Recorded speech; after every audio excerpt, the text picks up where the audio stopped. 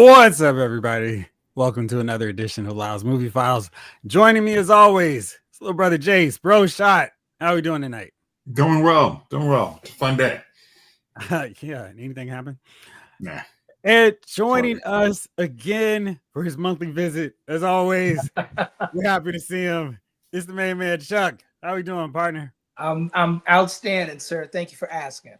I mean, when you say a monthly visit, I really think of a whole different connotation, but I didn't, but okay, that's where your head's at. If that's what's going on at your house right now, I apologize. I'm sorry. I understand it's going to be a very stressful time for you and your household when that happens, but I wasn't thinking that. Welcome back. Yeah, man. Yeah, not over here, but damn. Okay. How's everybody doing tonight? Good, man. Good. There's a little bit of news that came out today, a whole slew of it. Fortunately, if you just waited till then, you didn't have to wait every 15 minutes for it. We'll get into that in a second. Let's say what's up to everybody in the chat first. Lawson Wallace, where's the chief? Chief texted us saying he is tired. He's crawling into bed as we speak. He may not even pop up in the comments. He's so tired. So, Chief, get some rest. We'll see you hopefully next week. Oh man, the chief put in his note. Hey, Dennis, you were hard on him last week, so he's like, I'm done. He was over it. No, he's just knocked out. He has to get up. What did he say? 3 o'clock in the morning? 2 in the morning. Yeah, it's rough.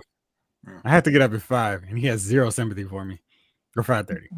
Justin Huber, the movie guy's here. I guess I don't need to see Thunderbolts. Movie Avengers assemble. What's up, Jeff and Chase? Chief? No, he's not here, but Chuck's here. Not here. I'm staying, guys. I mean, you're not a stand-in, Chuck. Let's not act like we need a scab to replace Chief for the week. Hey, call Chuck. See if he's free. Some non-union work in here. Right, exactly. King Electra, the king is in the building. What's up, y'all? What's going on? Somehow, Chuck returned. Gotta do it. Chuck's pretty solid. He said, I'm going to be here at least once every month and maybe twice on Easter and Christmas. But he's here, man. Hey, yo, David Thanos. Chandler Park says, let the movie files begin. David Thanos. Chuck is like the fifth Wayne's brother. I mean, wouldn't he be the fourth when he's here at least once a month? I think in terms of our usage, he definitely is the fourth. I don't think we have any fifth and sixth members anymore. Yeah, man, he can't be lower than our missing space. Yeah. Let's see here. Yeah, let's go through all these things before I go into the big news for today. Let's start with Daredevil. Chuck, are you caught up with it yet? I am not, sir. I'm not. I just got back from Montreal. I was in Canada for a week. So. How do you just casually? Oh no, I just came back from Montreal. I don't know what you plebeians are doing here in the States, but no, I was up north. He was hanging up in with Kelly Cox. They're dealing with negative 40-degree wind chills. I mean, these things happen.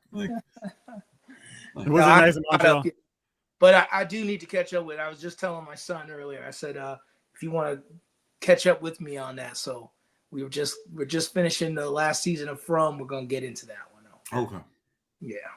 Very good. All right. Mark A's here. How they hanging, folks? Bring it on down to Movie Town. Oh, well, won't you take me to Movie Town? We'll talk in generalities here. Okay. We'll go into full spoilers.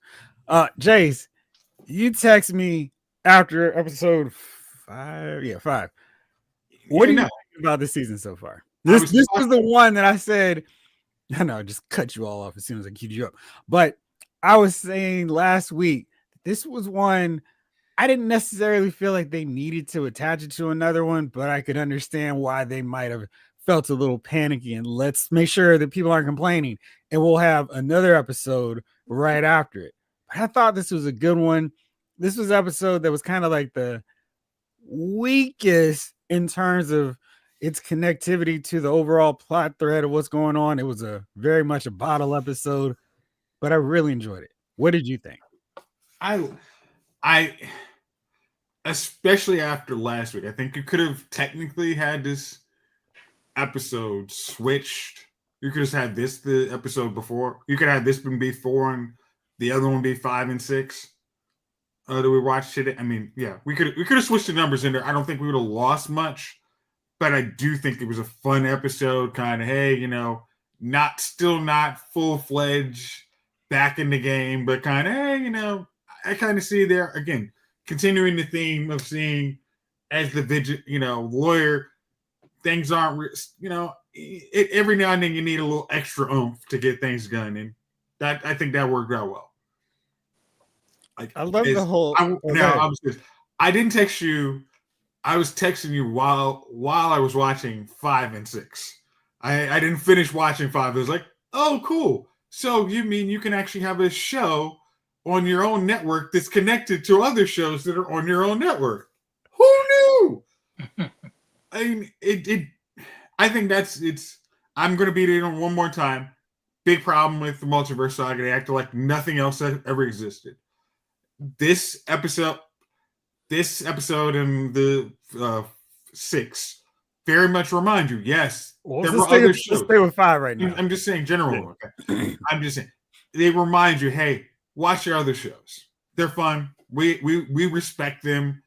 If they're not great, you still might enjoy catching up on them, and give yourself something to watch. So I thought they were good. I thought 5 was the weakest, but it was still good. I think what's cool with what they've done is they've incorporated mentions and references and occasional cameos of other characters from other shows in a way that makes sense, feels organic. It doesn't feel like we got to force this reference in. It's made sense, and it's not like, oh gosh, thanks for reminding us of this crummy show.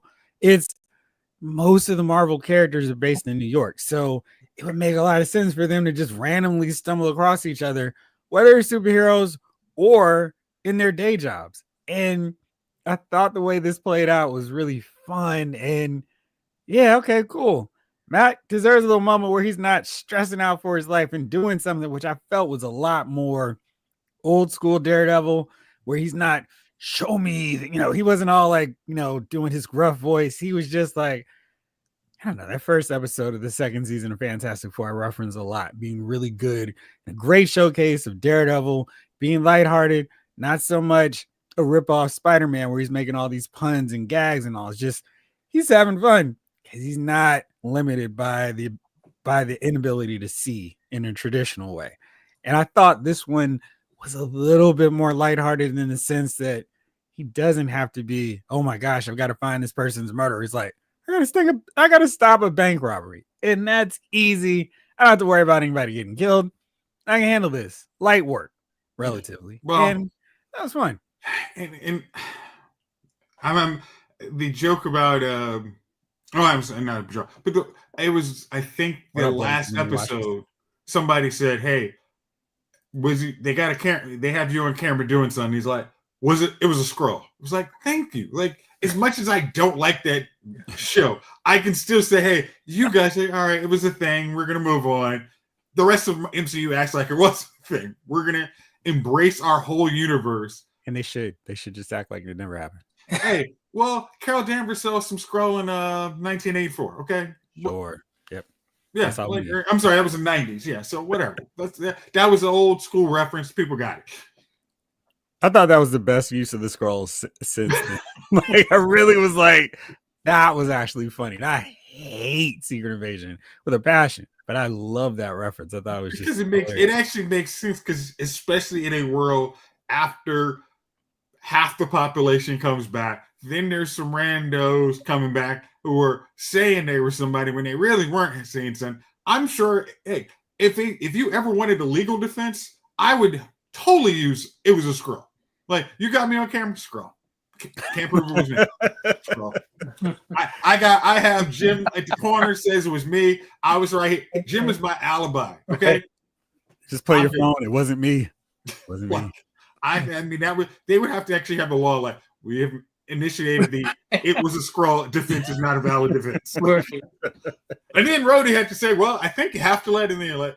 Okay, never mind. You didn't. That doesn't count. So yeah, Doesn't count. And David Thanos has a very important question for you, Chuck.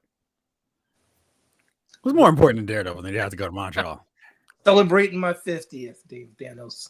Celebrate. Couldn't you celebrate while watching Daredevil? Priorities, man. Priorities.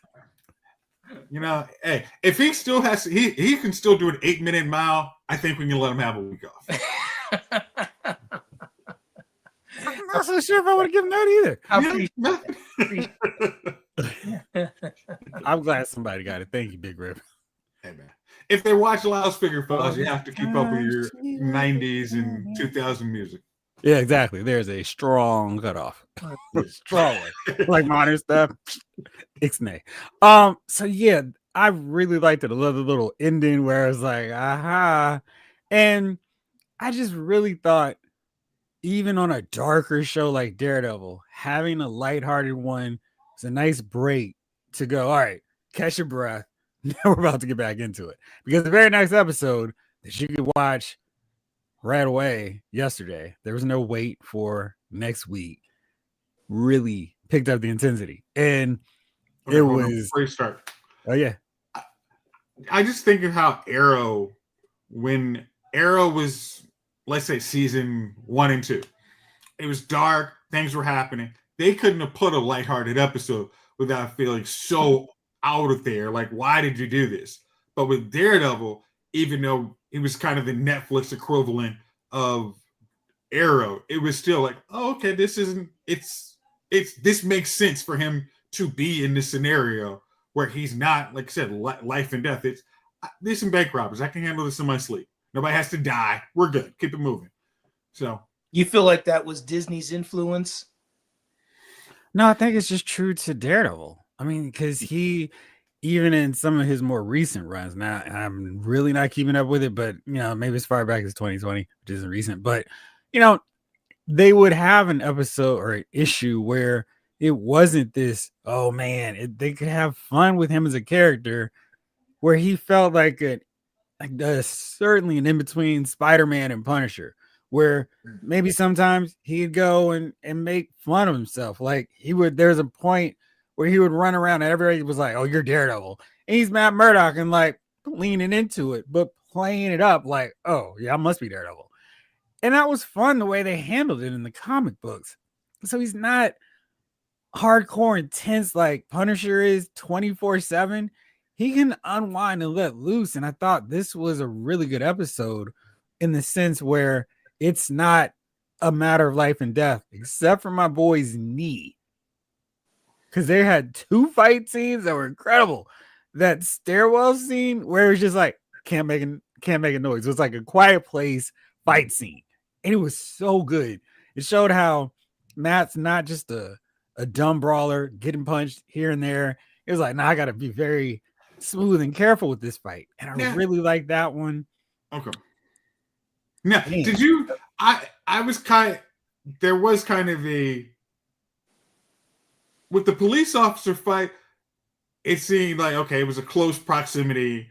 Maybe they wouldn't think this blind lawyer is a vigilante. But when you have the random thug dude, he might think, hey, wait, there's something more to this dude. We had a gun to his head multiple times. Maybe he's faking it. Well, he was moving so fast in most of those cases where it was like, what did you see? And he was knocking them out. So maybe he gave him a concussion. You don't remember what happened in the fight. And also, most of these guys aren't going to be like, yeah, the blind lawyer beat me up. It kills their rep. So I slipped down the steps. I got a knot on my head because of that. Not because the blind lawyer took me out. And I really like the fight because he found one mask that made sense for him and proceeded to raid attack. I was like, oh my gosh, I was not ready for that one. And yeah, so that was episode 5. Now episode 6 was way back to the darkness. We got a serial killer running around, huh? Right back to the dark. Oh, right back to it. We learned we learned the secret of the murals and what they're made of. and that was wild. And I love how they connected one thing from one episode to the next, where the New York Rangers fan, shout out Chris King, was talking in the bank, and he's the head of, or one of the members of sanitation, talking to Kingpin the next episode. That was like a, hey, I remember him. He was cool, and he's showing up in his day job talking to the mayor. And it's like there are levels to the characters, even the random supporting characters in an episode, where it's like, oh, okay, you had significance beyond just just by coincidence being at the bank the same time that Matt Murdock was.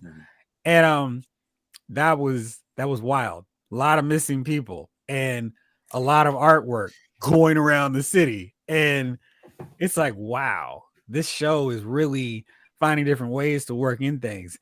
And this is something that, again, not to poke fun at the Arrowverse, because I really love those first 2.5 seasons of Arrow, but they couldn't do this.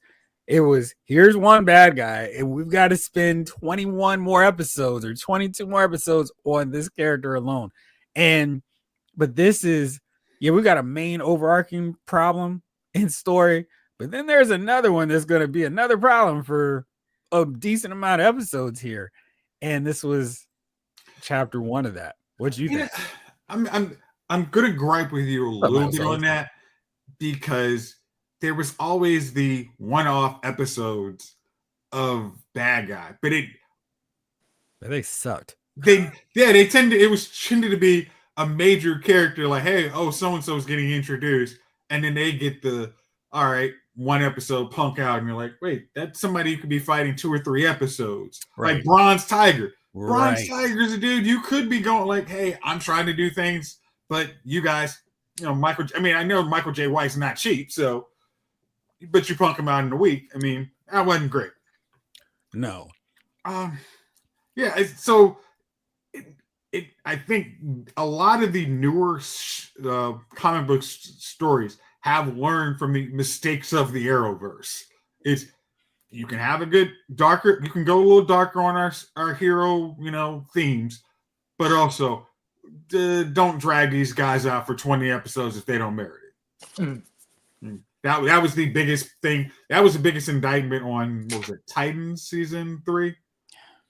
Like, yeah, not a chance. Riddler, no, come on. No, it was Scarecrow. Oh, Scarecrow. Like, come on. Like, all of these guys could have punked him out in 2 seconds. Who is probably worse, because the Riddler can at least come up with some fancy death traps that could have managed to stretch out longer.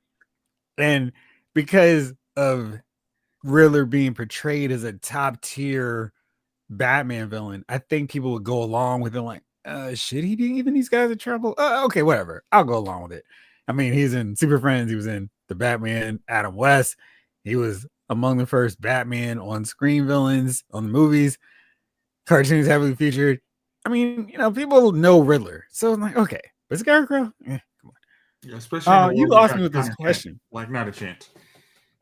Justin, what movie rating is the Born Again comic? I don't understand the question. Could you help me out with that? David Thanos, I love that Matt is as much a hero as Daredevil. That's why it's a good show. Yeah. And you're invested in Matt, the lawyer hero. He's not just like, this is so boring. Can we get back to him being Daredevil again? Yeah. Because what was it in episode 5? If you saw the other side of being a lawyer, it's like, hey, he's working hey, here's why I do this. And then when you go to episode 6, it's like, here's also why I do lawyer, and here's why Daredevil has to come out too. Go ahead. You want to talk about episode 6 then? No, I'm just saying, because I want to leave it on 5 until we officially switch it to 6. Oh, now we're switching. That scene switching, and then the last episode was well done. Oh, hold on. Let me answer this. Is it a PG level audience, PG-13, or is it too graphic? Nothing that's happened so far is too graphic. It's going to be, I mean, I don't know. I think PG-13 is kind of expanded drastically from when I was 13, and PG-13 meant something way different than what it does now. Like it's language is higher than PG-13. Yeah. And I don't know. I mean, I'm trying. Have you seen the Raid movies? It's the violence is kind of on that level where sometimes it's like, whoa, they don't have anything that extreme until later on, but it's a street level crime show. So things happen that are like, oh, if you're faint of heart, you might not want to watch it. But if you watch the Netflix Daredevil, there's nothing on that that's been past that level, which is pretty safe to say. Mark A says, between Netflix, Sony, and MCU, it's safe to say that Charlie Cox is out Daredevil the Batfleck by this point. Mm.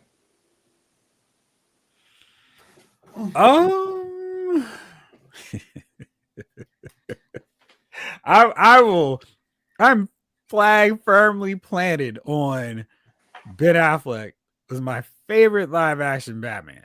And yeah, because I think you'll see with the other ones, they're either a good Bruce Wayne or a good Batman. And I think he was the one that managed to marry the two really convincingly. Like he could put on that fraud Bruce Wayne thing and play a boozy drunk. Hey, and also, yeah, I got money, son. You need to check yourself. And also switch into Batman and have it, like he wasn't trying to sound tough, which I felt like was the one thing off of Christian Bale's otherwise excellent Batman Bruce Wayne thing. Swear to me. Like it was like a little too much there. You're saying if Christian Bale had a voice modulator box, he would have been number one. Well, I think given the nature that he's in movies that feature Batman prominently, not make him a supporting or co-star, yes.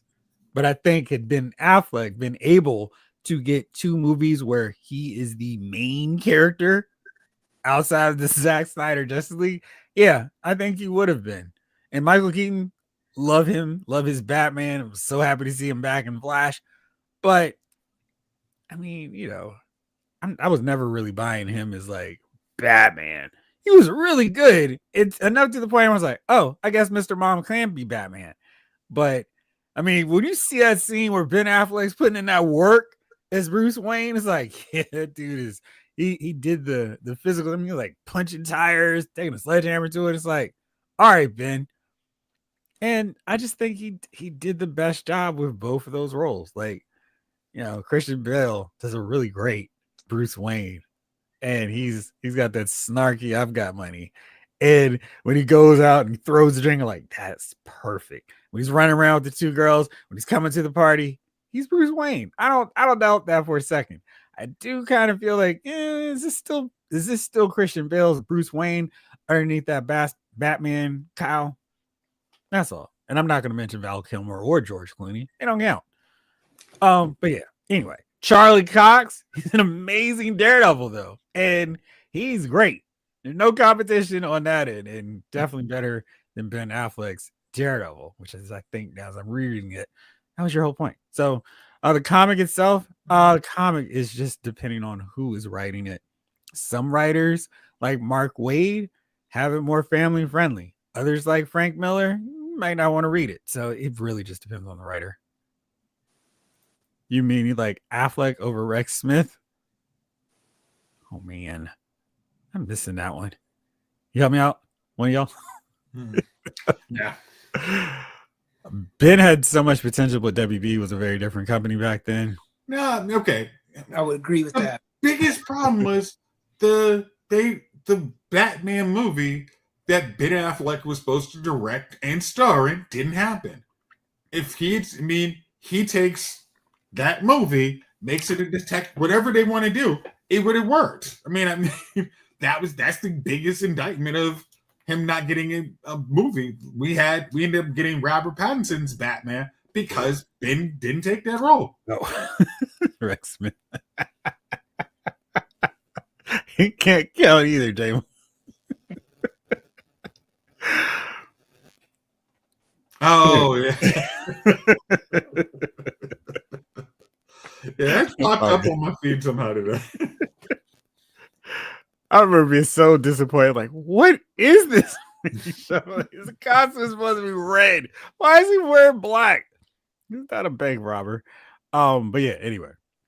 So episode 6, we find out there's a serial killer, and Hector Ayala's niece is like, my uncle's on something. You need to do something. And it's like, yes, but as a lawyer, I can only do but so much. Blah, you suck. I mean, her rationale was perfect. Is okay, cops probably killed my uncle. I can't help. I mean, who am I supposed to go to? Okay. I need you. Potentially, you've represented vigilantes, so at least give Punisher a call.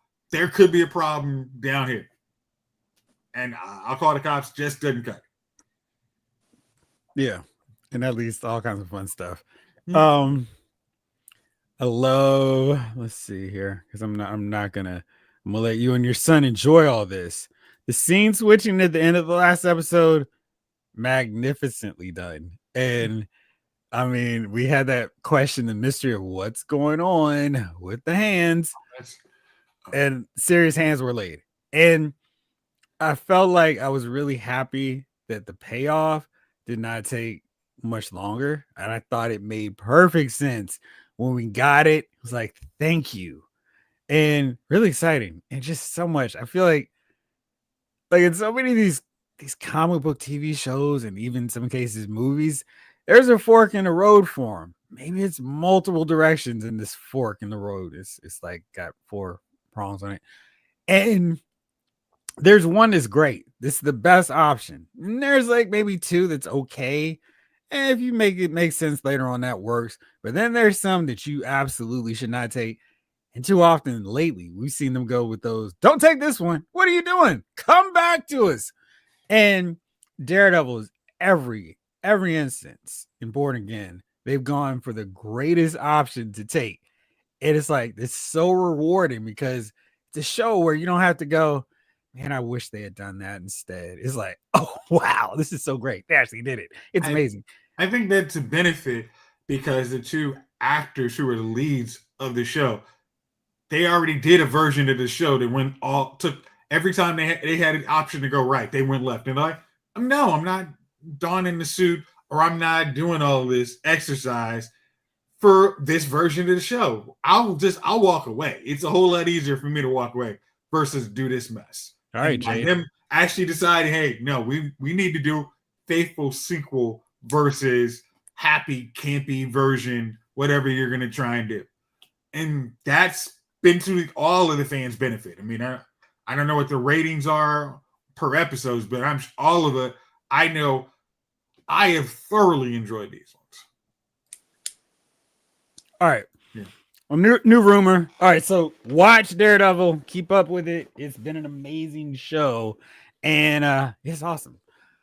New rumor going around: Taylor Swift is back in talks for a Marvel Cinematic Universe role. Do you care? Let's start with you first, Chuck. Yeah, I care. You know why I care? Because she has a huge following. And I mean, she has the kind of following that actually can influence society for good or bad, however you want to look at it. But now with the elections, apparently. We won't get into that. Hey, sadly, this is Stillwater. Boo. But hopefully, if she was able, obviously, I would hope that they would use her in the right manner, right? Like utilize her skills and not just have her in there for a sake of, like making your kids Jedi or something like that. Is that a knock on George?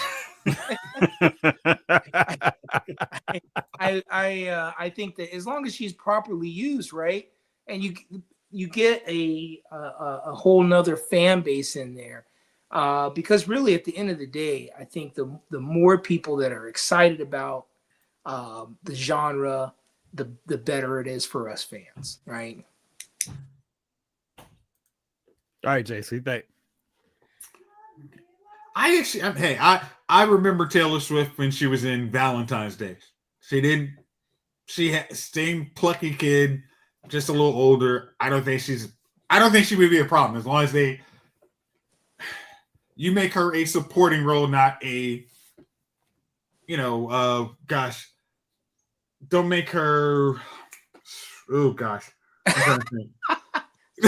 No, like if you had her be Gwen Stacy, like, yeah, don't do that.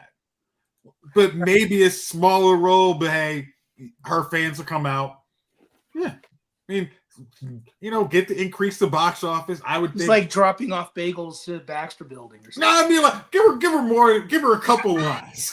Hi, I got some bagels for Richard Reed.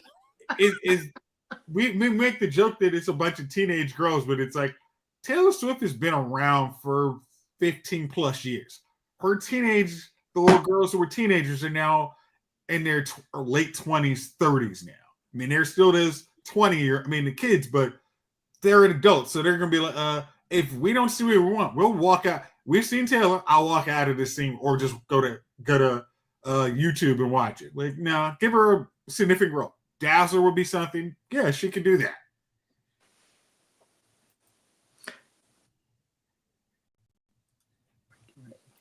What role I think would be great for Taylor Swift? Audience member. I don't need to see her in the MCU. There's no reason to bring her in. I mean, just because she's famous doesn't mean anything. I mean, if a movie's bad, people aren't gonna go see it just because Taylor Swift's in it. And I think we can use that role to anyone else, huh? Harry Styles proves different. Yeah, what's up with that? That's an indictment the other way. Yeah, I mean, it's just, who cares? Like, they're actual people who just act, who are good at just acting. Let them play. Why would they bring her in? That's the question. Why would they bring her in? They want the money. They want the money. I mean, as much as we don't talk about that lawsuit, but she is friends with Blake Lively, Ryan Reynolds. Put her in Deadpool 4. I mean, technically speaking, I was actually, I thought there was a rumor that she was going to be Lady Deathstrike versus Blake Lively. So Lady Deadpool? Yeah. Lady Deadpool. You said Deathstrike. Oh, yeah, I'm sorry. She showed up already. That's why Chuck has that look and say, like, what the freak? I don't think that's the role for her. I mean, I understand the distaste. I completely understand that. I'm thinking more in terms of like what she brings, what she brings to the fan base that she brings, the money that she brings. I think is a positive thing, because we want them to keep making movies, or at least I do, and so we know that that's going to generate a positive ticket sales. Yeah. If we were doing a soft reset, having her be on the ground floor would not be a bad monetary move. It's all right. A lot of you guys don't like our serialized movies. You're tired, yada yada. Right. We can bring her in as I don't want to say Halle Berry because Halle can actually act, but we can bring her in and show, hey, these people come in. Oh, this is the new X-Men movie. Taylor Swift's going to be there. We're lock us in. Three appearances. We're there. Mm-hmm. Sorry. Let me see here.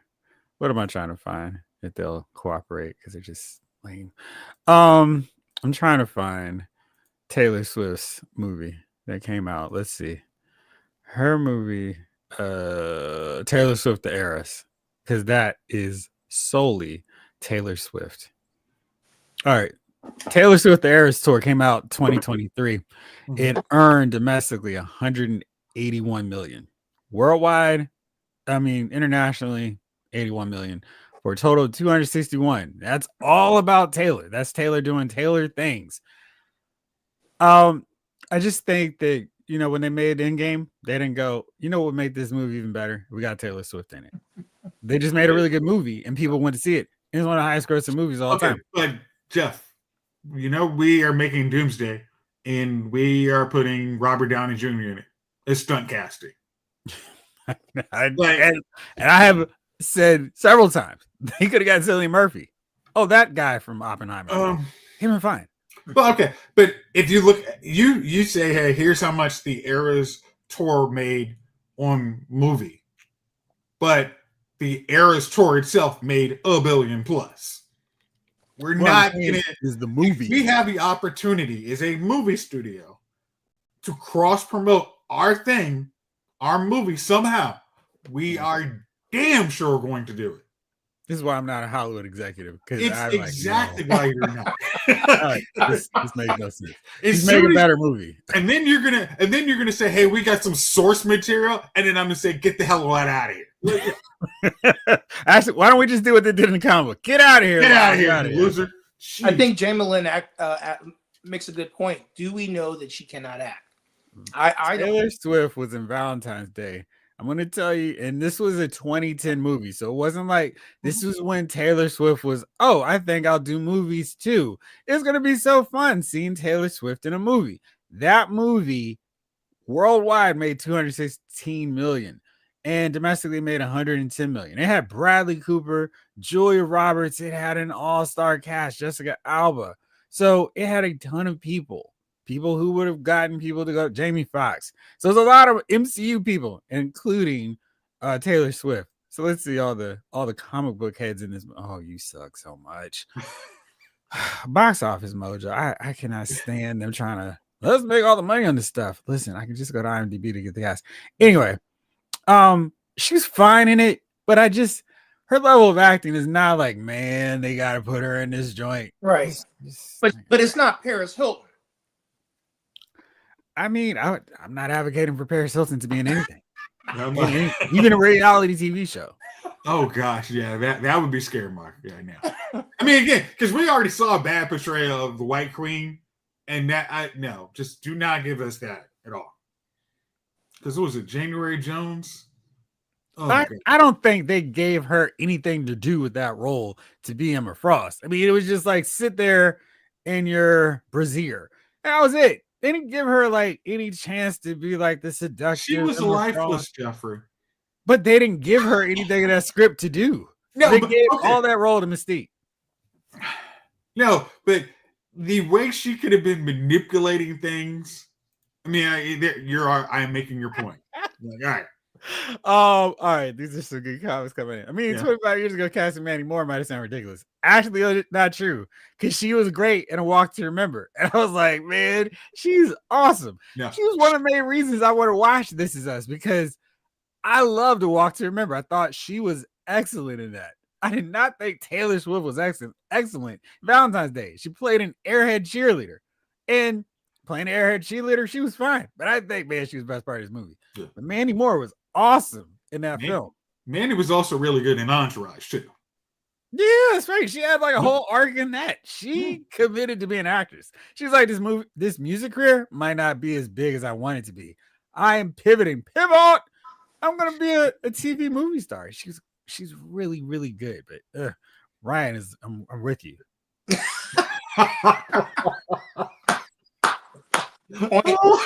Point 8.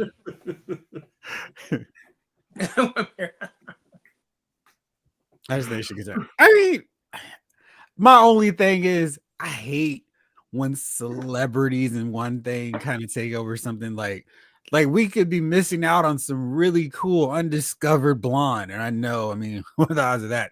But for the whole point of bringing in Taylor Swift, like when they brought Beyonce into Goldmember, I was like, this is awful. She was worse. She was worse than Taylor Swift was in Valentine's Day by far, because Beyonce was trying to act. And yeah, maybe Taylor will bring the NFL eyes. Ugh. Well, the rest are going to cheat for that box office too. Oh, thank you. Every so often, I feel like I get it going on. All right, so Taylor Swift, we'll see. Maybe it's just rumors, but we will continue observing that, of course. Figure out maybe she'll be in Blade 4. Slightly veering off. Actually, let me do this first. The Blade reboot is now rumored to be on indefinite hold. Shocker. Nothing's going on with it at this point. And Blade's on his 6th writer. and nothing is moving forward. But yeah. And we'll talk about Blade again later because there's a reason for it. We'll get to that. And casting news on another thing, Jace, Nick Frost might be playing Hagrid in the Harry Potter HBO adaptation. What do you think? All right, now I gotta go to Nick Frost. Hold on, see who that is. He was in Hot Fuzz. Hot Fuzz. Yeah. Simon Pegg. Oh yeah. Yeah, looking at he can pull that off. Yeah. I mean, right makeup. Yeah. She was so bad. She was, I mean, I love the Austin Power movies.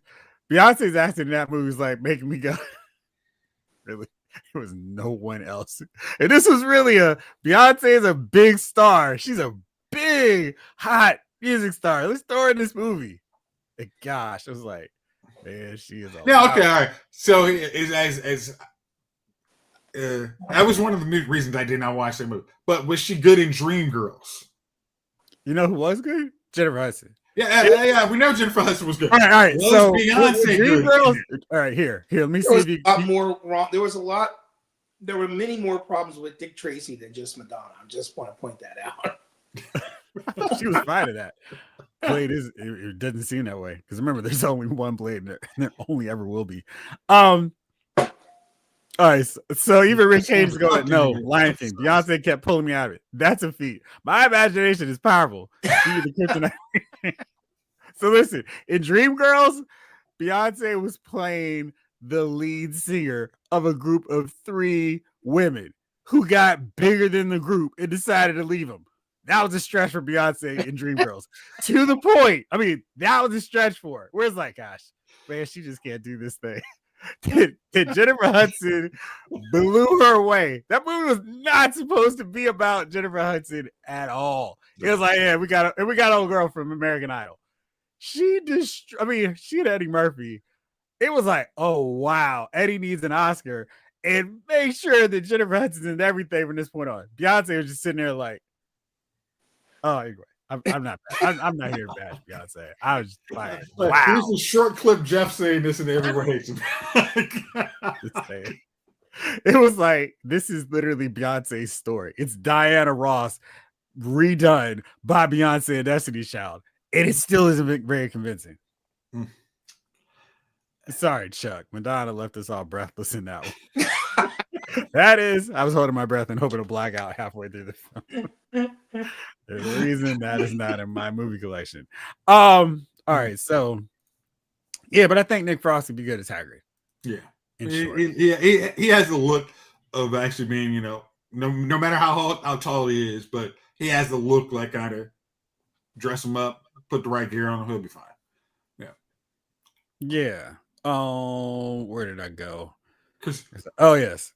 So this is one we mentioned a minute ago, and I'm just still kind of like, why is this a thing? On Peacock, we're going to have a prequel to Friday the 13th. It's going to be starring Linda Cardinelli, who played Hawkeye's wife in Avengers. She's going to be playing Jason's mama. And I'm trying to understand why we need a prequel to Camp Crystal Lake, Friday the 13th. What's she gonna be doing? Sitting up every episode going, that kid. I mean, really, how? She's okay, maybe I'm wrong, but she's the crazy one in Friday the 13th. Spoiler. Yeah. Like, I'm a little early, but maybe you have a theory where you do it. Jason's in the background. They never showed a kid and why, she mentions her kid when she's up at Crystal Lake, but she never shows a kid. Then you have kids randomly disappearing and everybody's got throwing. You build tour, everybody thinks it's the kid who nobody sees. And then you find out at the end of the first season, it's actually mom who's the crazy one. Can I sell you on that? Absolutely not. Like, this movie sounds like, this show sounds like the most needs to go on NBC simply so it can get canceled in 3 episodes show I've heard of in weeks. Friday. Honestly, I'm sure they probably pitched like, hey, can we get on the Peacock? No, we got some guys on NBC. No, Peacock. I'm like, why? It's on Peacock. NBC No, that wanted it. what I'm saying is, instead of making sure you go to Peacock, not making sure it stays off NBC. Like, no. We think you're gonna do a great job in summertime, NBC. No. Peacock. I want right here. That's a full season right here. NBC, we have no chance. That's what you got. People are gonna be like, "Hello, I'd like to cancel my Peacock subscription." It's free, sir. And I'm gonna need you to pay me. Exactly. Oh man, it's like I just wish I could get paid to do these ridiculous pitches for shows that no one asked for. Whew, gosh, that is so stupid. Anyway, all right, so there's that. I mean, it's just like dumb stuff, and I just don't get it. All right, now we mentioned him earlier. Our boy Ben Affleck was talking about his Batman, and he was like, "Oh shoot, we have a problem." He was speaking in an interview with GQ, and you know, from all accounts, the Justice League that Josh Whedon did kind of turned Ben off the whole deal. We're like, this is trash.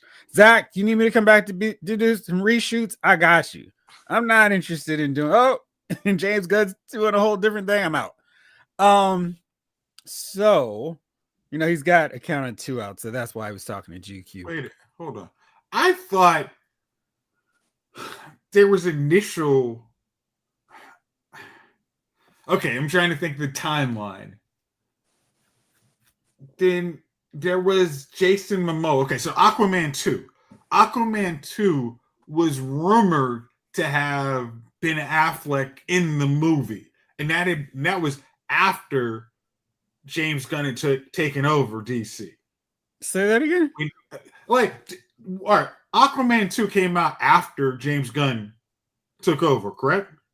Yes. And that's why all that stuff bombed at the box office. Okay, right. But for it kind of to say, hey, after James Gunn took over, I was turned off. It's like, no, you weren't turned off. I mean, based on that timeline, you were trying to come back, but they didn't want you back. No, he talked with them. Like, because Gunn came in, and at first it was, we're talking with Ben about the movie, and then they talked. Ben didn't want to move forward with it, but that was like he's not doing you can't fire me, I quit. Okay, he's not doing the retcon. Okay, that's what I was like, wait, no, that doesn't track. Okay. Can we just repackage the English patient as Friday 13 minus 1 day and call it a day? You go boredom. Ryan says, what up, Ryan? I mean, they made a show about the Young Adventures of Thomas Wayne's Butler, and I did not watch that either. Is this Miss Voorhees' idea really that crazy? Yes. Because how long was that the Alfred show on? I don't know. Chuck, did you watch it? I did not. See? 3 for 3. Let me look here. What did they call that show, by the way? Pennyworth. Pennyworth, yeah. It was about that. That's what it was worth. Pennyworth. Hey, just like, come on. Like, that could have been interesting, but it felt like they veer so far away too often from Batman to make me care about a Pennyworth show. I mean, emo Batman can't be bothered to treat him right. But man, the problem is you trying to do a Pennyworth show not that long after Gotham. Yeah, it was a bad look. It was like, hey, I want to get a good Alfred. I'm gonna go to Gotham and enjoy the heck out of that show. I mean, he and Jim Gordon were cool. 3 seasons, 10 episodes each, and at least on IMDb, it's 7.8. So, and you can watch it now on Max. So maybe Pennyworth is worth checking out. I would watch Pennyworth 1,000 times over watching this dumb Friday 13th. Did they even say what they're going to call it? What the title's going to be? Camp Crystal Lake. Camp Crystal Lake. Okay. Just saying, there's no meat in the Friday the 13th prequel stew. That's because Jason gets rid of all the fatty parts. Jamie, I really wish we could have gotten Ben Affleck. Yeah, I do too. Not worth a penny to watch it. Man, I watched The Town just long enough where I could forget everything, which I love doing with movies. And I was like, gosh, this movie's so great. It was like, man, this is awesome. Okay, but here, I mean, and this is one of those. I think all of us got really frustrated. He's talking about the show now. Oh, I'm handling that right in a second. I got 3 scenes here. All right, just keep running around this little area right here. This is our whole background. Okay, anybody's watched Krypton knows they had one hallway to do everything. I mean, they didn't have a studio lot. They had one hallway. Make it happen. But with Batman, it was the ideas that were pitched. Hey, Batman goes against Deathstrike. Whole movie. Oh, and you know who Batman is. Go. That should not have been a hard lift. I mean, every one of these movies that don't come out when, just like every time you hear a Blade pitch movie, it's how can you guys not make this happen? Just write some dialogue. The concept almost writes itself. Just writes borderline good dialogue, and you should be set. That Batman movie should have been made with no problem. I mean, unlike as much as we talk about Wonder Woman 84, making that was a hard lift of, hey, here's Wonder Woman in 1984, and nobody remembers. That's hard. Making Wonder Woman after Justice League in the same setting would have been a whole lot easier. But Batman post Justice League, go. I mean, that was stupid. So Ben was saying that he realized there might be a problem when his son was too scared to watch the movie Batman vs Superman. And so when I saw that, I was like, OS, we have a problem, which is probably true because I think one of the reasons why, I mean, my guy sitting next to us in the theater had his hand down in his hands he was a little bleak.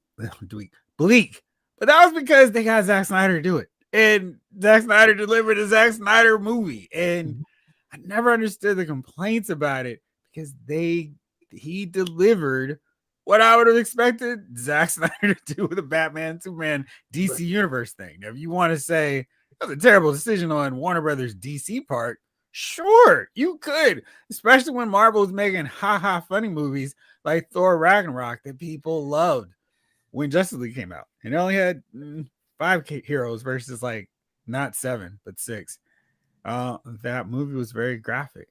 Batman versus Superman was so dark. Martha, why do you say that name? Oh, I mean, I like movies, but I understand why. What do you say? It is Batman, though. You know, I mean, I always hear this argument that it should be lighter, but it's like, have you read his comic book? But here's the thing. Batman is the darker side of hero. Superman doesn't have to be there with him. I mean, Superman is supposed to, as I would say, no, I don't say. But if you look at the CW show, Superman and Lois, that is how Superman's supposed to be. He is good dude. He's a compass. Jace is going to disagree with you, Rick Cage. Kills when it's absolutely necessary. Snapping necks, cause some live effects. Now that should have been the scene. The Warner Brothers execs should have looked at that and said, "No, that's not happening." Okay, that was if that had been test screen and be like, "No, reshoot, that doesn't happen." You figure out some way, writer, make that cannot happen. Maybe take the Superman shield off and just wrap him in it. I don't care what you do. You go campy. I don't care what you do. You do not, as soon as Superman kills that was when what's the name when Bruce Wayne says if he does it once he will do it again. Not a chance. So they should have vetoed that instantly. Right. All right. So that's that. It's 9:00. Let's get into the big news of the day where it was like, hey, what's going on? I always kind of get to this point where it's like, hey, what should we talk about today? And then it's like, oh, yes, we can talk about this stuff. And then we got a big news drop where Marvel Studios decided to go on Twitter and start showing a bunch of chairs. And it broke the internet because it was like, every 15 minutes. Here's a new chair, and here's a new name attached behind that. Wait, Friday the 13th prequel in the beginning. Shockingly, no, there was more. So we got our reveal of the names they want to reveal right now for Avengers Doomsday, and kills the whole point of the invention of the physical Phantom Zone. He's basically Anakin. Don't call him Superman. Oh, that's different. And Anakin was mad. He had reason to be upset. Oh, he actually was on the set for those pictures. I thought they just superimposed him. All right. So let's just run through all the names that they've actually revealed in these chairs. And then you guys can, if I get to somebody interesting, you let me know. Chris Hemsworth is the first one they show. So I know Thor's there, which is great. Makes sense. Let's go with the heavy hitter. Vanessa Kirby, Invisible Woman. Anthony Mackie, Captain America. Good. Sebastian Stan, Bucky. Letitia Wright, Black Panther. Paul Rudd, I was interested when I saw Sebastian Stan because I'm like, oh, I thought Suicide Squad, Thunderbolts was going to take some of those guys out. So I would have thinking having Sebastian Stan's chair not be visible in this reveal would have been hey, we don't know what's going to happen. There's some suspense on who's going to be around after that. So I was interested in that. I will say, I think just because we see someone's name here doesn't mean they survive, because they can always pull someone from a alternate universe. True. I'm about to pull up something because I'm just let's see here. Because this is my absolute biggest dare. I'm not afraid to troll us whatsoever. This thing that had me so hyped, I was like, oh my gosh, this is amazing. I watched this so often. It was just insane how often I put this up. And I was like, just for this final money shot. And they lied to me. There was no Hulk running in this scene of Infinity War. They spent time making the scene of them running, and they never use it. Worse, there's no Hulk at this point in the movie. Wait, is Hulk? No, isn't he in the Hulkbuster armor at that point? He is never Hulk after the first act where he gets but I'm saying that's Hulk. Yeah, but they just switched to CGI. No, they don't really run like that because Falcon and War Machine are in the air basically the entire fight. There's no running through the woods like this. They're on a mountaintop. So that is so phony. And they spent the money to do that. So I don't buy anything they say on that kind of deal. I'm like, sure. So if they have chairs with the Thunderbolts cast in there, I don't buy. I'm with you, Chuck. They could be lying. Liar to us. So for now, I'll just go along and play along with them. Sure, we're gonna see all these guys, all the Thunderbolts. What are we? Some kind of Suicide Squad? Yeah, you are. All right. Next up, Wyatt Russell, U.S. agent. Tenoch Huerta Mejia. Good luck pronouncing that name right, Jeff. Namor from Wakanda Forever. Even Moss Baccarat. The Thing. Simu Lee from Shang-Chi. Florence Pugh, Yelena Belova, Kelsey Grammer, Beast. Louis Pullman, the Sentry, Danny Ramirez from the Falcon, the Falcon and Brave New World, Joseph Quinn, Human Torch, David Harbour, Red Guardian, Winston Duke, M'Baku's back, Hannah John Kamen, Ghost, Tom Hiddleston, Loki's returning, Patrick Stewart, Professor X, Ian McKellen, Magneto, Alan Cumming, Nightcrawler, Rebecca Romajan, Mystique, James Marsden finally gets his payback. Cyclops. I'm gonna be insensitive, but I really hope Sir Ian McKellen and Patrick Stewart's roles are done. Like they're what they're working on right now. Like if you gotta get 2 movies of them, get it done now.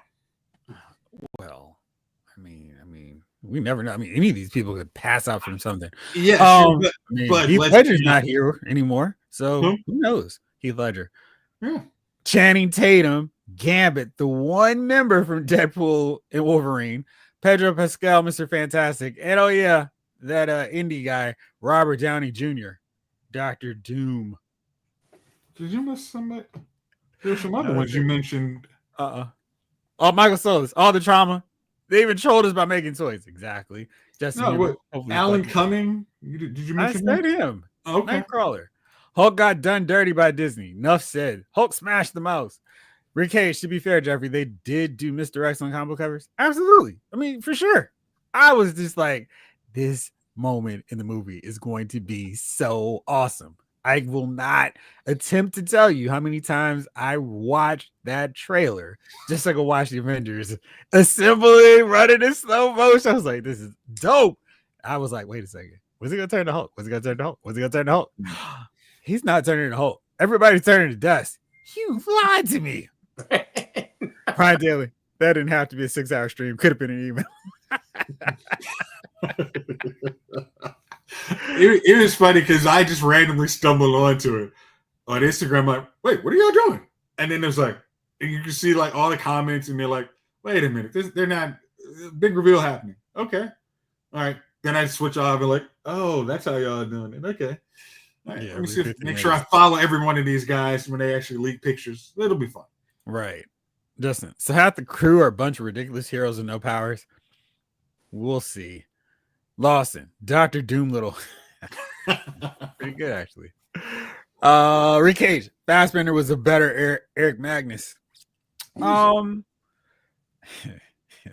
for me to be polite and nice. Yeah, because he was like a young, virile, and stronger Magneto than Ian McKellen, who looked like he needed help in the first one. I mean, he looked too sophisticated. He didn't look like he had any physicality to him whatsoever. Which kind of feel like they missed the point. I mean, like, that's why, like, X-Men 97, when Magneto looks, I mean, I think as Chief said, he looks like, hey, he could actually talk to Rogue, and it's not creepy. In X-Men, it looks so creepy. As long as we got Cyclops, Gambit, Nightcrawler, Beast, X. Gonna give it to you? Magneto and the real Mystique, I'm okay.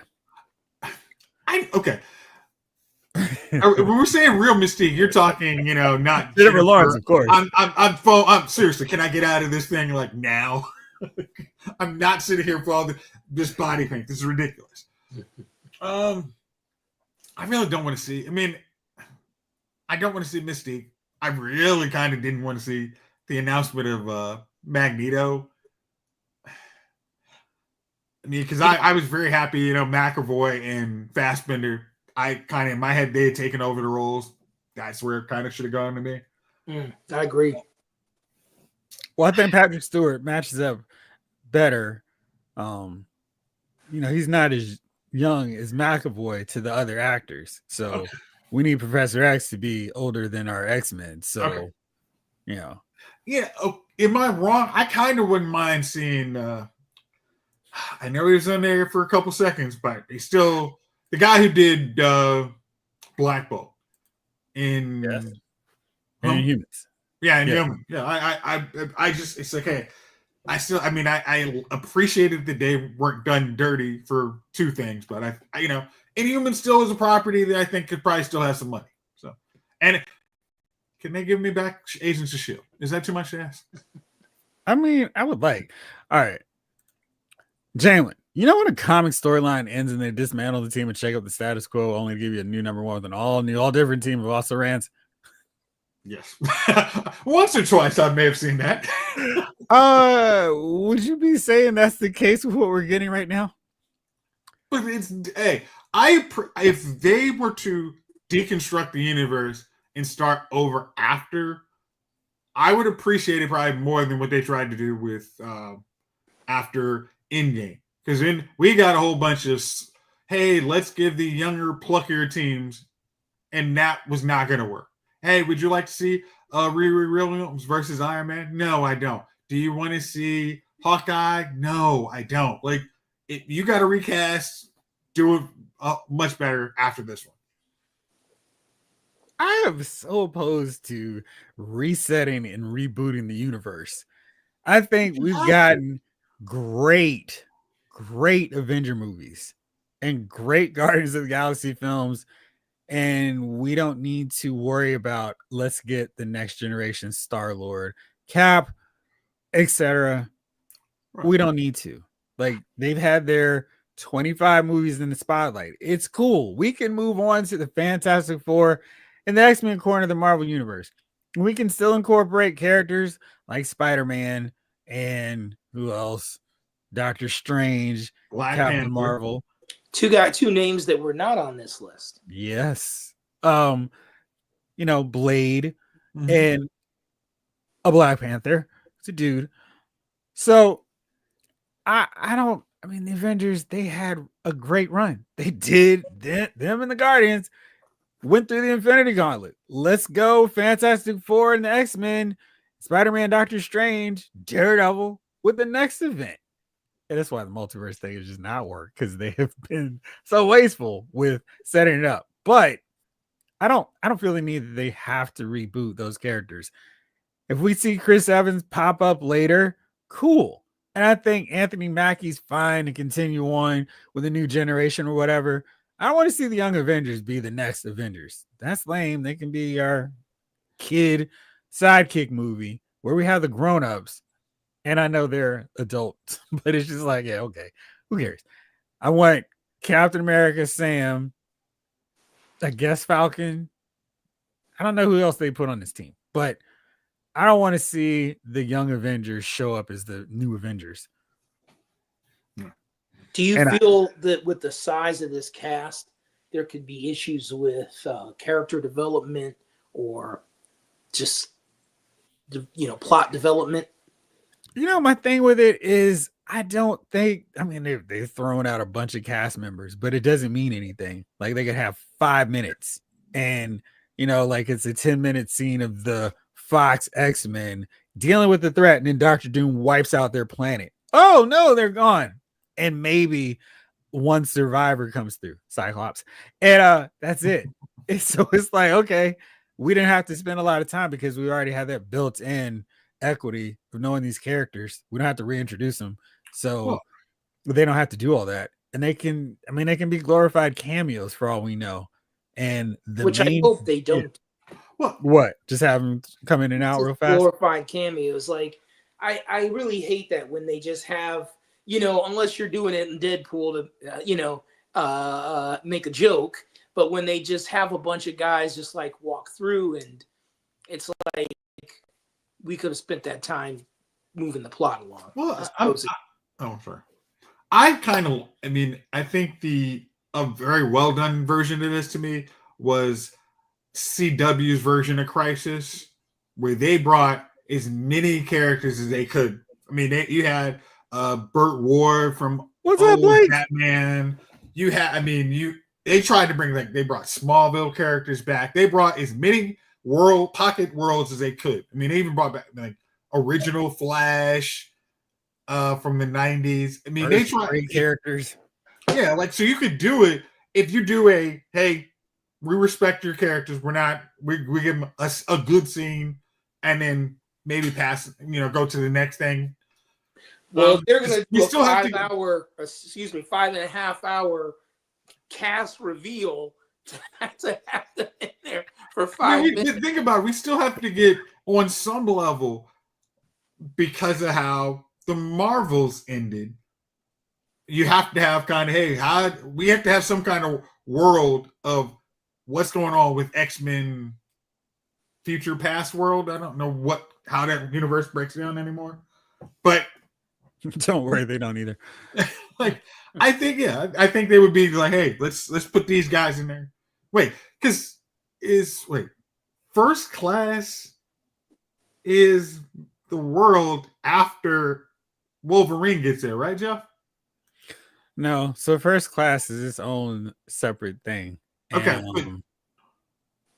After Days of Future Past, which is in Wolverine goes into a different timeline. Okay. It's a reconstructed one, hopefully with Darwin still alive. That's the name I would like to see. That's the name I would have liked to see in this this cast reveal. Lawson says the focus will be on a core group, and then everyone else will get bit stuff, guarantee it. What about Jean, Logan, Rogue, and Iceman? Logan had his focus already, and Logan's dead. So I think what they're gonna do because it's you mentioned it already. You touched on it a few. Oh, and Storm. Stop. Don't try to make sense of the X-Men timeline. Like I said, they don't even know it. You're right. My bad. One thing that we saw the concept art. Star-Lord was very prominent throughout most of those images. He was hanging out with Vision. He was hanging with the Young Avengers. He was very much a part of the story. And if you read the Secret Wars story, what I think they're going to do, you can hold me to it. If I'm right, make sure to bookmark it and do all that good stuff. But what I think they're going to do is do what they did with Infinity War and Endgame. We're going to get a cast for Infinity War with Doomsday, where we see this cast. They're going to be the main focus of this movie. They probably won't see them for most of Secret Wars. Secret Wars is going to have the alternate cast, which is large and huge anyway, and it's going to feature our Giant Man, Ant-Man, Hawkeye, Ronan, who we didn't see in the last one. The original 6 Avengers, 4-1 gets killed for dumb reasons, and then her spinoff makes no sense. Sorry, pull me back. What I also think is, so we're going to see Star-Lord, we're going to see Spider-Man, Doctor Strange, Wanda. Who else are we going to see? That Blade, Deadpool, Wolverine. We're going to see them because we saw a whole bunch of people in the cast for the X-Men. No Wolverine showing up, no Storm. So we didn't see Captain Marvel. There's some really glaring missing names here. And I think we're going to see them focus on Secret Wars. And we're going to see this Doomsday cast try to do this big fight to stop Doctor Doom. Maybe Kang shows up. And then, this is my going on the cuff, thinking about what they could do. Doctor Doom's going to do something, maybe not flip the Infinity Stones, even though that is part of that story. He actually gains control of the Infinity Gauntlet and then makes the universe the way he wants it. We can make it all better the way we want it. And then there's a pocket group of heroes that go to this Doctor Doom created world that try to stop him. And I think that's what we'll see. So we'll see Star-Lord, Vision, Paul Bettany, that was the other guy. They're the Young Avengers. Hopefully, and then we saw Black Panther, who's a dude in that concept art. We didn't see Hulk mentioned or She-Hulk mentioned. So we got those two hanging out. Daredevil, no Spider-Man. I mean, we've done multiverse. We should see the 3 Spider-Men that we've already seen. We see all those characters, maybe even Miles Morales, come into this new Doctor Doom controlled world. Maybe get the help of Doctor Strange, who's not quite sure if he should be here serving Doctor Doom. And they all fight him at the end. It's a massive, big blowout, but it's not going to be as meaningful because, they haven't spent any time building this up. And maybe Kang saves the day. I don't know. Okay. No, that's what you think Brie Larson would come back? Why was she not? Because she was trying to, on one level, she was trying to get killed off after the Marvels. And don't give them any ideas, Lawson. No. Don't do that. There you go. I mean, that news would be really easy to say it was fake because they'd be like, hey, you don't know what you're talking about. You act like this didn't happen. So, like I said, there's not a lot that I trust from Marvel in terms of what they put out to the people and what is not, simply because they lied to us in that trailer. First Class is not X-Men. And trash! Happily, there's a multiverse. Interesting. Young Agatha, stop it. And Jeff, since you have not watched Agatha, she would definitely be somebody that they should have mentioned. I will watch it. You're right. It did make sense. It just, they should have. That movie should have come out way earlier. It should have come out that should have been the 3rd Black Widow film. And that way we got Natasha doing her own thing without having to hear all the characters you should care about going forward. Because I felt like it was such an agenda in terms of introducing the next generation of Black Widow tie-in characters without giving Black Widow her own movie to just do her own thing because she's already dead. But yeah, Hulk is hanging with Lifeline and wetsuit in the Hasbro Lounge, Jeffrey. 7 cars stay. Call. Ryan Daly, the best real that Secret Wars comic was when Star-Lord's toothpick turned out to be Groot. Yes. I mean, so there's some fun stuff they could do with that. And I think we're seeing a split cast, and of course, Chris Evans is still running around, and he's like, "I'm done." So he actually has possession of the Captain America has the Infinity Stones. So yeah, It's easy to say Doctor Doom takes one of the gauntlets from him, strands him on a random timeline. Captain America has to fight to get the regular Infinity Stones back to their timeline.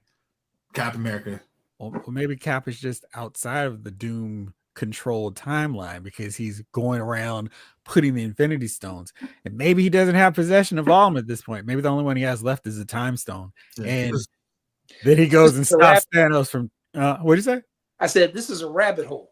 I mean, yeah, because remember Loki. Remember, there's a point in Loki where they literally like Infinity Stones. We got a whole drawer of them over here. So for paperweights. Yeah. So what? I mean, whatever universe, one universe existed, but we pruned it, but we had to take the Infinity Stones because they have to exist. So what's up, Lefty? I think they've got the Chris Evans Captain America loophole for any of this, and he's going to show up. Lawson, Jeffrey sounds like he'd be a better writer than half the people doing these movies. Well, thank you. Just get him out to Hollywood and just like, hey, whatever, just let him just have fun in a little pocket universe. Don't get him on TV too much. Y'all take all the credit. Just make sure the checks come. Just cash the checks. Just don't worry about it. Instead of let Russ cook, it'll be like, let Jeff write. It's like, I've got 40 years plus of actual comic book knowledge. I can make this work. Just tell me who your characters are. I'll make it happen. Yeah, no need for Chat GPT either. I feel like I've already seen this movie is basically taking your Marvel figures and Doom wins each time. Well, Doom should win every time. That's the whole point about Dr. Doom. Doom rules, baby. Do you think they are actually going to bring back Kang? I mean, because Jonathan Majors, huh? Oh, Kang? Yeah, like Jonathan Majors has a major movie coming back, came out, and it's okay. We're not saying we're rehabbing, but he's not kicked out of the club completely yet. I definitely think that they could figure out a way to work Kang in, but I wonder if Kang would get snuffed out really soon, like Hulk did in Infinity War, where it's like, all right, there we go, we tied that bow. I just don't know. I will say, I think, just me personally, I would be much more interested in seeing the character of Kang than Doom or Thanos. Like, I think Kang is just a very interesting villain. And, unfortunately, Majors has his issues that he's going through, but that dude is his issues are over, man. What's that? He's living his best life now. You think so? Oh, I know so. Well, I hope so, because I will say this: he is a phenomenal talent. I think, if anything, you want to tell me, or should I? Huh? I mean, do it on the text, of course. Yeah. Okay, gotcha. All right, go for it. But yeah, I mean, I'm with you. I was excited when they said Kang's going to be the new big bad. I was like, he's a perfect one to be the new big bad of this whole thing. And when you're doing a multiverse saga, Kang makes sense. And Dr. Doom doesn't make as much sense unless they were jumping right ahead to Secret Wars.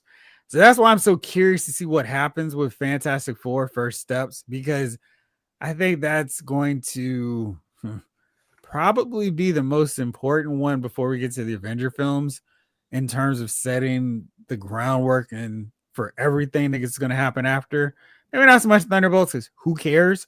But I feel like how Fantastic Four plays out, and again, I'm not buying this whole it's a retro movie the whole way through. I really think this whole Galactus thing is going to play out differently than what they are trying to make us think we're seeing.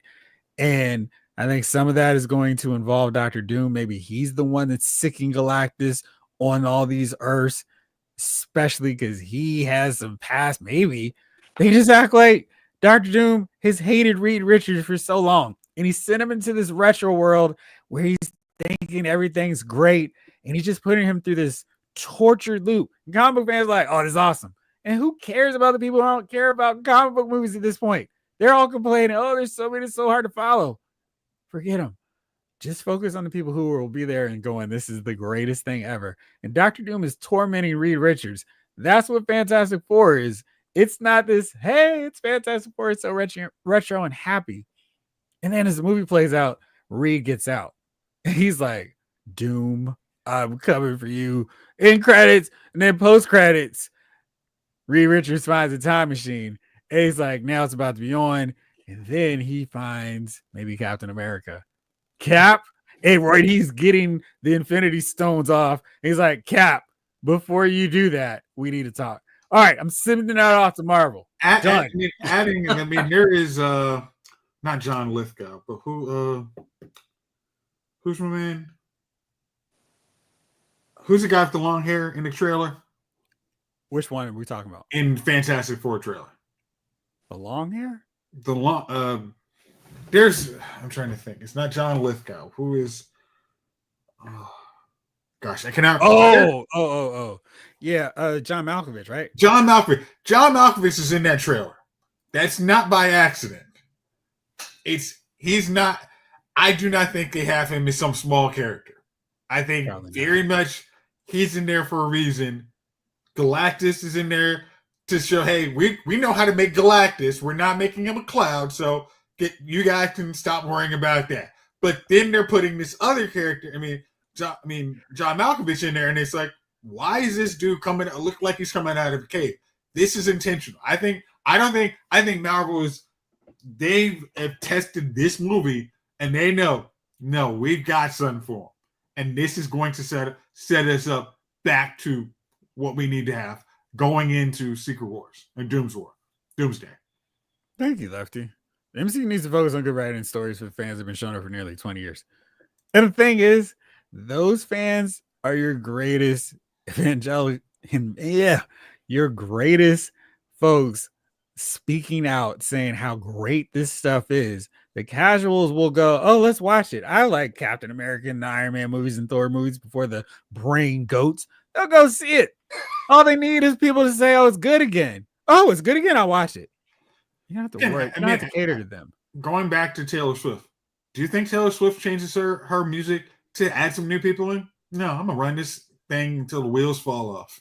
Exactly. Secret note. I did like Taylor Swift before the whole Chiefs thing. I was like, he may be too big and too old, but would you guys be an Alan Richardson as Captain America recast Steve Rogers? All right, no, he's the only case where I'll play along with your recasting. He needs to be in a comic movie, though. He needs to be in a comic book movie.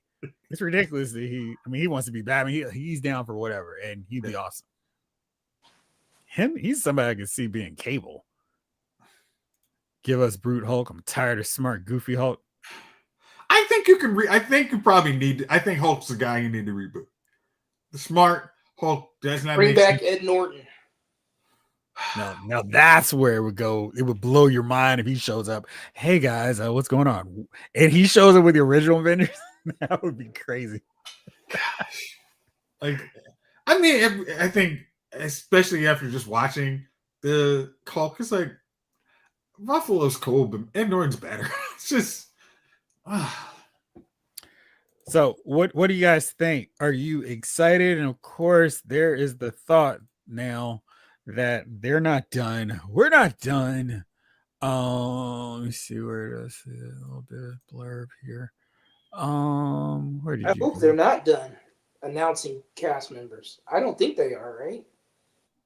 Yeah. They could do like a month rollout. Oh gosh, that'd be the worst. I mean, you gotta have Spider-Man. Another 6 hours. You gotta have Spider-Man and Doctor Strange. Yeah, we all know. I mean, because Tom Holland is one of the chairs, right? No, he's not. Oh yeah, so it's like there's like no way around. It's like, come on, he's coming back, and he's the one. He's the youngest one we have. Like he's coming back. Right. So, like if they had waited. They're probably waiting the last minute to let him know because he can't keep anything. Exactly. Like, what you doing? You're in LA? Yeah, come on down to the studio. Right. We need you to shoot some stuff. It's just a chair, right? Yeah.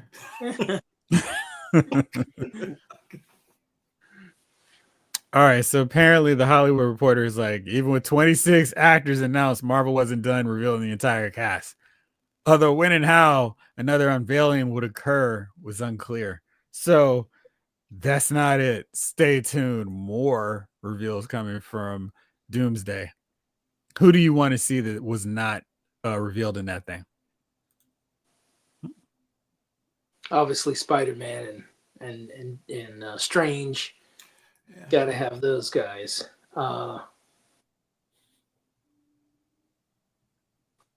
Maybe Silver Surfer.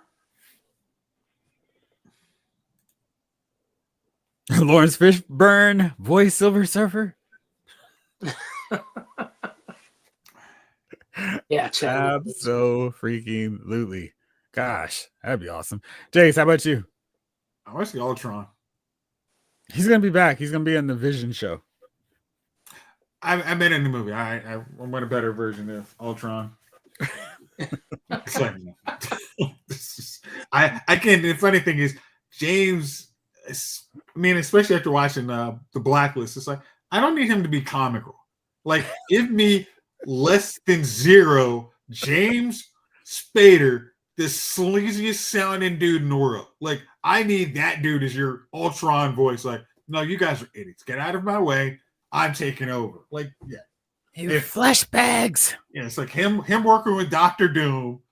I mean, which would kind of make sense in a weirder version if in one universe Tony makes Ultron to be good, but Tony doesn't side with Ultron. You could have a Doctor Doom version where Ultron is created by Doctor Doom. Go from there. I'm very curious to see what this whole thing that we needed Robert Downey Jr. cast as Doctor Doom is going to be about. That is the one. I'm like, maybe we're going to find out that Kang was the one that manipulated. He took Tony Stark out of the Howard and Maria's home, and then took him to the Von Doom Empire, and he thinks he's Doctor Doom, but he's really not. I don't know. Well, you were just saying like, who's someone I would like to see? Definitely Kang. That I like to see Majors come back as King. And as far as Downey, that is really interesting. I was thinking maybe they were going to do like an alternate timeline Tony Stark. That could work too. That, I mean, for a whole movie, that would, I mean, that's the thing. I think that's the interesting thing. I'm thinking that would work really well as a movie, not as a subplot or B storyline to a bigger Avengers movie. That's what I'm really like. There's something there. They got to do something because it's the same franchise, right? It's the same actor, so they have to have that tie-in somewhere. It has to be. Yeah. And Jeff, I think I think you're on to something, but you're like, yeah, Tony's not Robert Downey Jr. is not the big dude. There's something else with that, especially how early it was revealed. This is something that probably would have been revealed after. If he was the man, it would have been after Fantastic Four is actually, like, that would be the thing that, like, if you saw at the end Doctor Doom and you saw a scarred Tony Stark, but oh, this reveals there is something here. Just no, you won't be disappointed when you see him, but there's something deeper. Deeper. Yeah, I'm excited about this. Like, the only thing on the MCU front that I'm just cold on is Thunderbolts. Because I could care less about their version of Suicide Squad. But I'm really interested to see what they do. I like Riri Williams, so I want to see Ironheart. I'm really looking forward to see what they do with Fantastic Four. Like, there's oh gosh, where is this thing? Let me see if I can find it real fast. But, you know, there's all kinds of like, hey, what are you most looking forward to right now? Where was it? Shoot, of course, because I'm trying to find it. Let me just go here one more time. I did that on purpose just for you. Oh, darn it. Where did you go? Oh, Fandango says Fantastic Four is ahead of Superman in terms of their most anticipated summer movie list. What's the number one? Is that Mission Impossible? I think it was Snow White, but who knew? Jokes. Jurassic World Rebirth, which oh boy. As long as they keep fans guessing, the teasers are working. Absolutely. Mm-hmm. That's how you ramp up the hype. Wonder Man, maybe. Ironheart, nah. Michael Solis. I was looking at Kang as a twisted hero becomes selfish and villain. I'm curious. There's so many different ways they go, and this is why I kind of have to watch myself. Am I speculating? Because it's like, well, they didn't do it the way I thought they should, so it's wrong. Okay. I'm not gonna do that. I'm just gonna be excited about it and do the thing. Ryan says, "What did the movie credits show the cast name for 6 hours, and you have to sit through it to get to the post credits?" Hey, I'm always gonna say, hey, we all sat through Lord of the Rings, and we watched all 4 hours of them. And you make a good movie, we'll watch it. Pretty Man, hey, our parents or grandparents used to go to the movies and had intermissions and kept it moving. So I'm sure some of us could still do that. Possibly. Yeah. And when I need some comedy writing for my Avengers script, I'm gonna call in Ryan Daly for that dose of snark I need all day long. All right, fellas, I think it's that time. It's that time. Who are your nominees for Dummies of the Week? I feel like there's a lot of different ways to go with this. So, in the interest of being fair, Jace, why don't you go first? Okay. All right. Sorry. My dummy of the week is anyone who doesn't check their group text messages in the next couple of days to make sure they know everybody who's on the group text. Make sure your pictures align. Make sure, hey, this doesn't look like Norris in the group text. Maybe need to cut the group text off. What am I missing here? Oh my. Wow.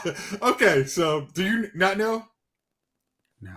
Oh, okay. So, reason why this happened is there was a group text of national security people. Oh, that did. Oh, that did. Yeah. Okay. But now everybody has now like made the joke like, hey, my guy group text is more secure than national security. Like, hey, that's just the trap. I'm sure girls are like, man, that's stupid. Let me check everybody's name in here. Anybody who has not done that in the last couple of days is definitely my dummy of the week. You stole mine. do you have more to add to it? I'll just say as someone who held the TS clearance during my time in the Corps, that's unimaginable. For the Corps. It's unimaginable to me. And I think it's an interesting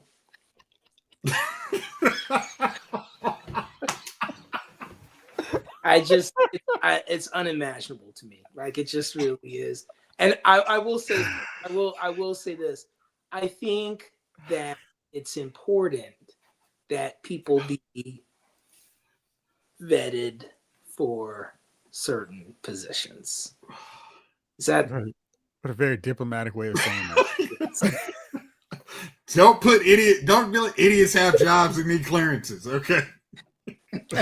just hard advice. If somebody has a drinking problem, maybe don't let them have that clearance.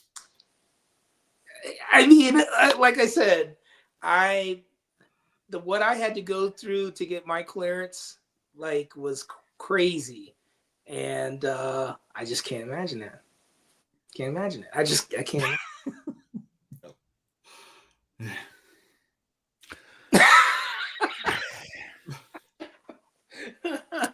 So my dummy of the week is gonna have to be Rachel Zegler, star of Disney's Snow White, and not because she starred in a remake of Snow White, but because she somehow managed to get on Disney's bad side, and like they had to do this whole thing where it's just like this big issue where they needed to get a social media guru for her. So basically they're checking her, going like, what's happening here? What are you gonna post? Whoa, let's not post that. Her relationship with Disney began to unravel, according to Variety, during a contentious West Side Story award season campaign as she continued. Basically, she wanted to attend the awards for West Side Story while it was time for them to start. And then they were not happy with her trashing the original Snow White. And she kept her post up about it. And they were like, get rid of your post. She didn't delete it like they wanted to. So that was really bad for them. And then like her social media post on other things.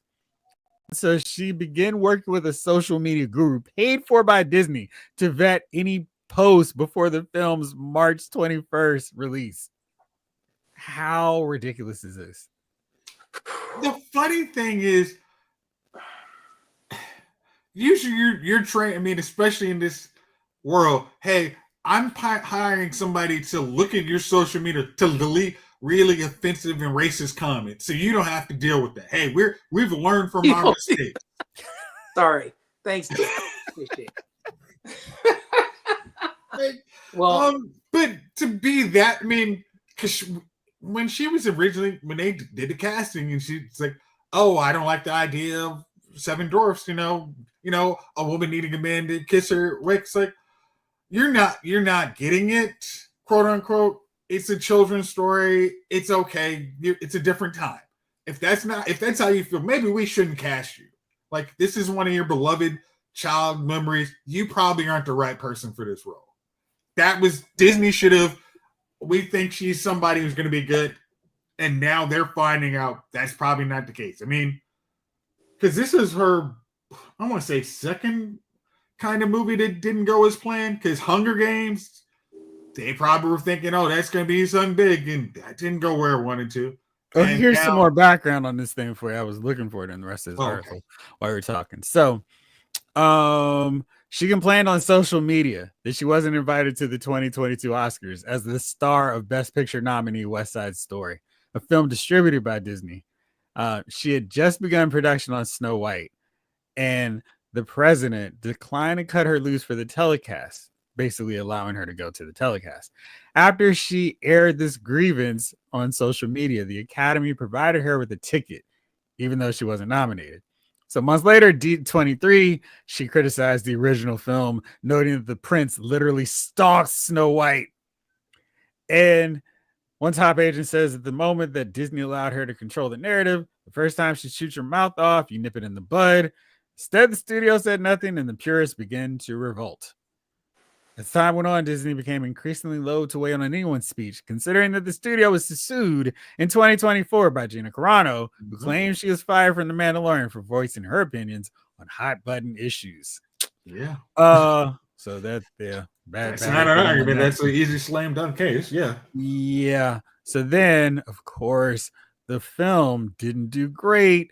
It opened domestically to 42.2 million.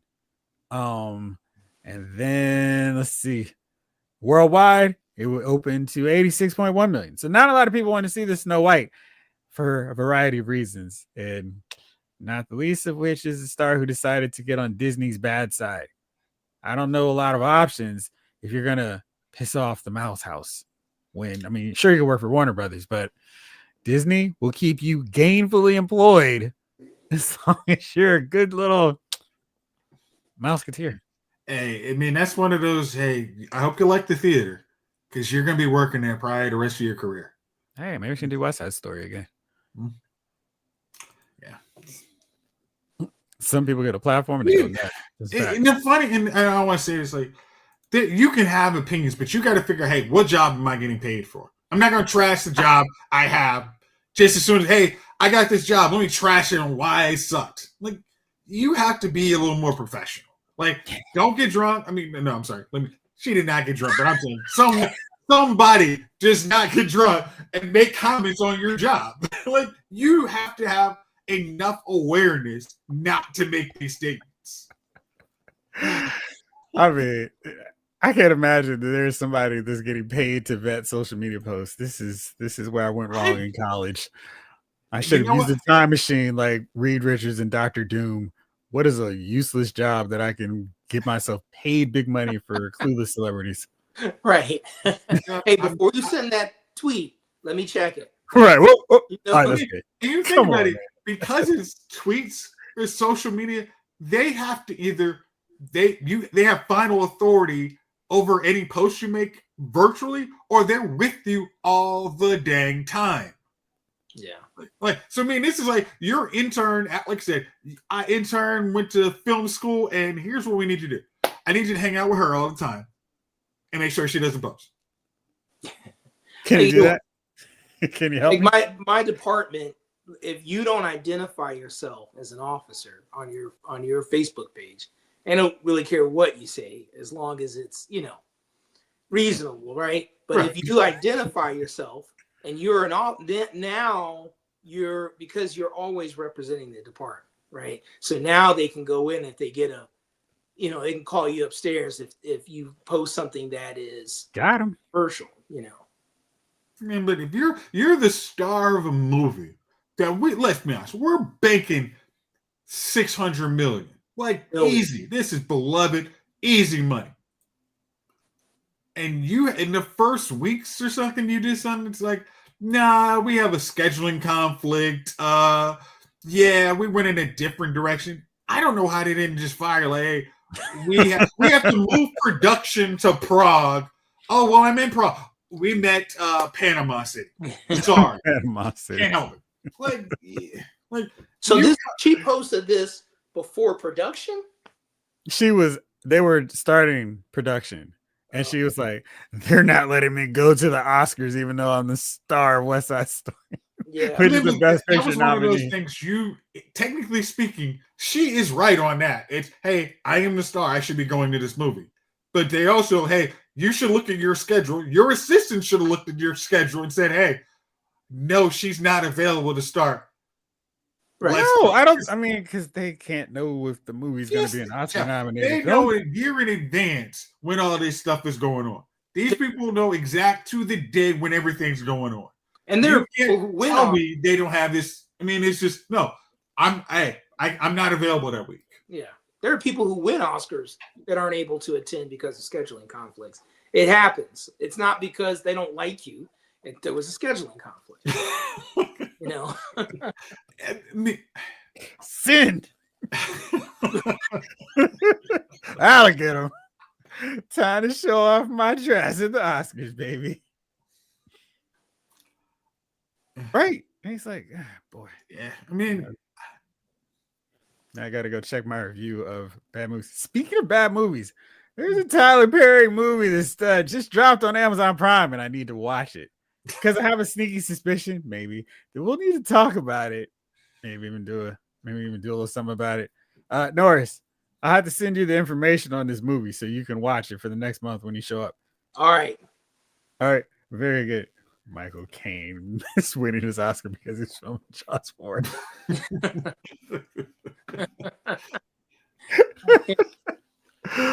All the time. Missed it by that much. All right, well, gang, Chuck, Jace, thank you so much for hanging out. How busted is your bracket? Are you still managing to win in our bracket? I'm still projected as number one. Projected. Projected by whom? The fools at Yahoo? They have everything wrong all the time? Yeah, man, I'm still in first place. I am not. Okay. I mean, I all of my Final Four teams are available. That will change this weekend, I'm sure. Hey, Chuck, that seemed like a perfect time for an announcer's jinx. Like if you'd seen when Florida was playing that game, I'm like, oh no, please no, don't, no, sir. Can I get the refs to call something? I'm trying. Hey, we get the Chiefs refs here. Come on, guys. Is there really though? I mean, because I have to tell you, the sheer enjoyment and laughter I get watching a Tyler Perry movie, it's better than most comedies. It is hilarious. You watched that show Beauty and Black? No. See, the way you scoffingly said no, like, how dare you, sir? Why would you think I would ever darken my eyelids by putting on yes, play? Listen, this thing is so absurdly funny. It's like I don't understand how he writes. Like, does he do it at 6 a.m. in the morning or at 2 p.m. after an all night? Hey, let's party! And then, like, the first thing he wakes up and start writing scripts. It's so bad. It's hilarious. Like, I mean, it goes beyond the going against your good sensibilities and good taste. It's like, it's just oh, this is awful. It's like, oh my gosh, what's next, Tyler? I mean, honestly, because what was it? The show, The Oval, that was when I just like, oh, this is where we're going. If this new show is on the level of ridiculous as The Oval, like, wow. Like, yeah. I feel like The Oval's playing out right now. But this show is based in a wild reality where it's just like none of this should happen. All right, I'll give you one moment. Reality. Someone gets run over, and the cops are stopping the car because of course the body's in the trunk. And while one of the driver of the car is talking to the police officer, the hand comes out of the I saw some part of that. It was like sounds like sounds like what? Gemstones, the righteous gemstones. If you ever get a chance, Danny Bride, hilarious. Oh yeah, this is done from a bad lens. Morris needs to watch Daredevil. It's funny how the third man always needs to watch Daredevil, isn't it? I mean, it really is a thing. I will fix that. David Thanos. But Snake Eyes, you asked about a giveaway. So tomorrow, I'm gonna give you guys a heads up. We're giving away this Justice League RWBY Superheroes and Huntsmen 4K. So you can be one of the absolutely fortunate winners. What I'm going to do for this one is, let's see what I'll do. What will I do? I will give you guys a special code. And this special code is Huntsman. And let's see. Tomorrow during the show, I will put in the special time for you to put that in. And you'll get chosen to win it.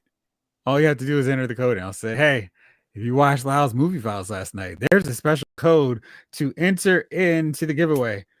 And because it won't be open to everyone else, you'll have to just put in the code. And at which point you'll be entered in to win it. I'll have another thing for other people who watch Figure Files, but this is a special one just for you all. So stay tuned. It'll be on tomorrow. So thank you for that. A precise and excellent description of TP Productions, Jeffrey Armpoint. Thank you. It was a long day of work today, so I'm just happy to bam something. All right, guys. Jace, Chuck, thank you. Snake Eyes, Michael Solis, Rick Cage, Mark A. David Thanos, Ryan Daly, Legacy Lions, BK, Jalen Parks, Blake Tarpley, shout out, Justin Huber, the movie guy, Chief, wherever you are in another verse. Hopefully had a good nap. King Collector, Rick Cage, Esquire, Lawson Wallace. Did I forget anybody? Jalen Parks, Mark A. Big Rib. Big Rib, yes. You got King Collector, Kevin Davis, also swung by and hung out with us. What is that? Kelly Cox. Kelly Cox. Absolutely. I think that was everybody. Michael Solis. You got Michael Solis. Okay. All right. Well, thank you all, as usual, for tuning in every week. We might surprise y'all and do a watch along because it's been too long. We might do a Wednesday night watch along while March Madness is still playing out. So stay tuned. We'll have you some more information next week or through the normal channels. But for now, and don't forget tomorrow, another edition of Lyle's Figure Files. But for now, this episode of Lyle's Movie Files has been filed.